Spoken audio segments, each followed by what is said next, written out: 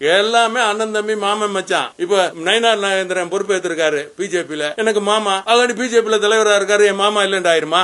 என்ன பேச்சு பேசிக்கிட்டு மாறி மாறி எல்லாருமே பேசுறானுங்க. எல்லாருமே மாமா மச்சான், சொந்தக்காரன், அண்ணன் தம்பி. முத்தலாக் பிரச்சனைக்காக போராடுனாங்களே, முத்தலாக்ல என்ன ப்ராப்ளம் உங்களுக்கு யாருக்காவது தெரியுமா? ஒரே நேரத்துல 3 தலாக் சொல்லி ஒரு பொம்பளையை விட்டு போக கூடாது, மனைவியை விட்டு போக கூடாது. அதைத்தான் தடை பண்ணிருக்காங்க.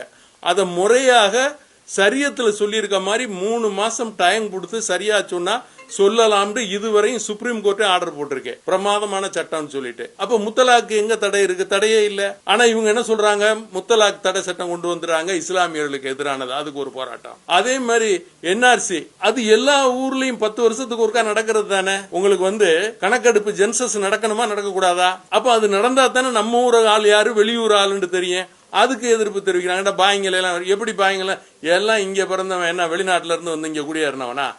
எல்லாம் சுப்பனும் குப்பனும் முனுசாமி குப்புசாமியும் தான் கிறிஸ்தவனா மாறி இருக்கான், இஸ்லாமனா மாறி. என்னுடைய முன்னோர்கள் அதானே, எல்லாமே இந்துக்கள் தானே. அன்னைக்கு இந்து, இன்னைக்கு முஸ்லீம். இன்னைக்கு முஸ்லீம், அன்னைக்கு இந்து. இன்னைக்கு கிறிஸ்டின், அன்னைக்கு இந்து.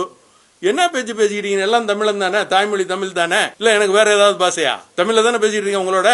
அப்ப இதெல்லாம் தெரியாம முஸ்லீம்களை பாய், எவன் பாய் இங்க, எவன் பாய், எந்த ஊர் பாய், பத்தமட பாயா பிரிச்சு படுக்கிறதுக்கு?